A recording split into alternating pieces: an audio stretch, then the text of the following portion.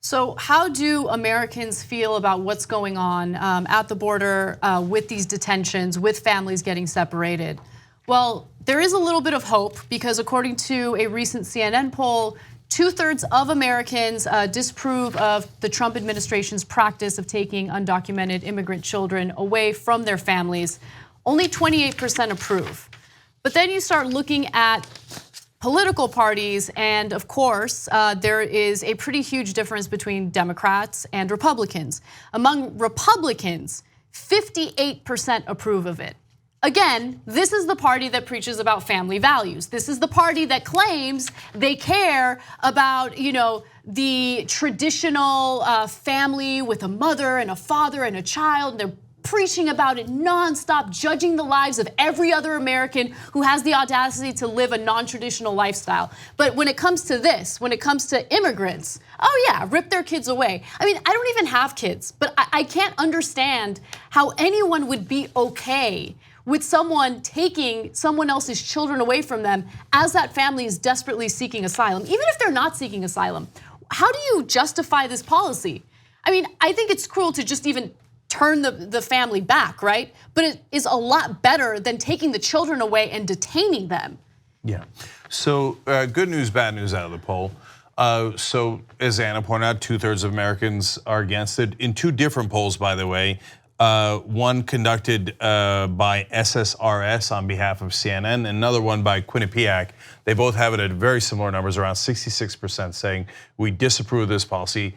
Both have same numbers, 27, 28% saying that they approve of the policy. So that's good. In fact, immigration is the issue where Americans most disapprove of Donald Trump, with the exception of healthcare. So those are the bottom two for Trump. Now, Trump always claims, hey, I'm doing this because this is what the American people want. No, actually, that's the issue that they disagree with you almost most of any of the issues, right? So the reason why his poll numbers are bad but not yet disastrous, although they have now dipped back into the 30s, they're down to 39%. By the way, if for any other president, don't get me wrong, that's disastrous. If Obama had ever gotten to 39%, people would have been screaming from the rooftop about how he was done and he was a lame duck president, etc. But for Trump, that's fairly normal. He's never been a popular president, never been above 45%, let alone 50%. But the one thing that's holding him at those numbers is that people think he's handling the economy well. That's where he polls the best at 49%. Now in my mind, that's a joke because he's just riding off of what Obama did. We've shown you the graphs in the past, etc. And the tax cuts, to be fair to him, some like it, others think it's a disaster down the road. We'll see how that comes out. But anyway, the point is though, Americans do not agree with Donald Trump on immigration. And if you're not familiar with polling and politics, that's okay. Let me just tell you, I've been doing this for over 2 decades. 66 to 27 is a monstrous number. It's an enormous number.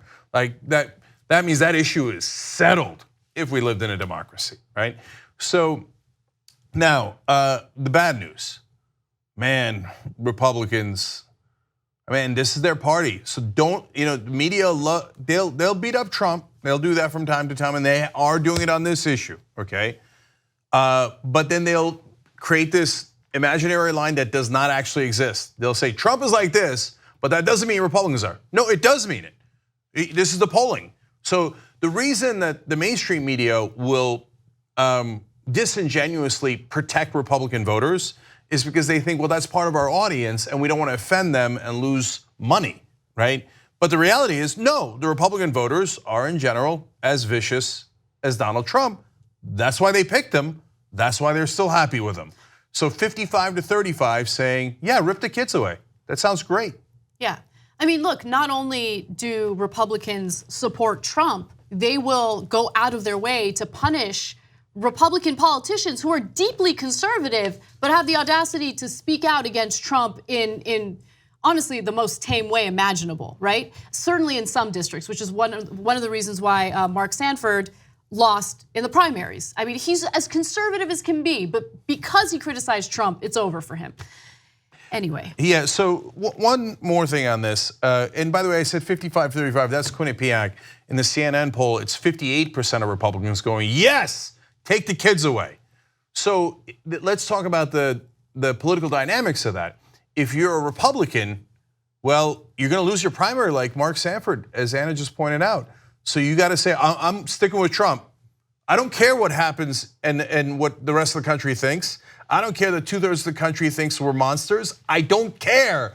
My biggest concern in these gerrymandered districts is a primary.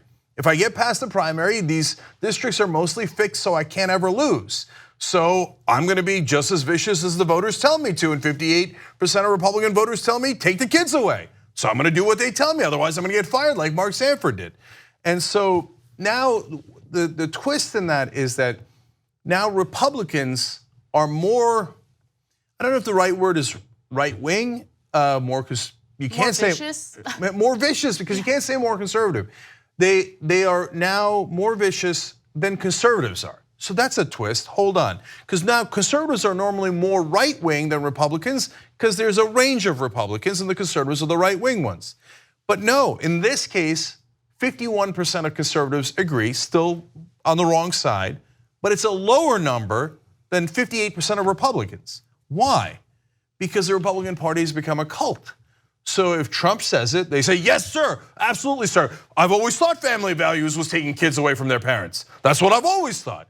Whereas some conservatives, and give them credit like Franklin Graham and a lot of evangelical leaders, who I don't agree with at all, have come out and said this is disgraceful and it's not right. So some conservatives have peeled away, but the Republican cult has stayed together even more in favor of Donald Trump.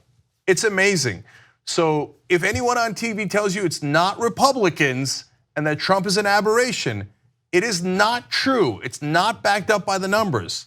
The Republicans are as vicious as their leader. 2 easy ways to follow the Young Turks. One is hit the subscribe button down below, then you're a TYT subscriber. And second is ring the bell. And when you do that on YouTube, you're notified of our videos.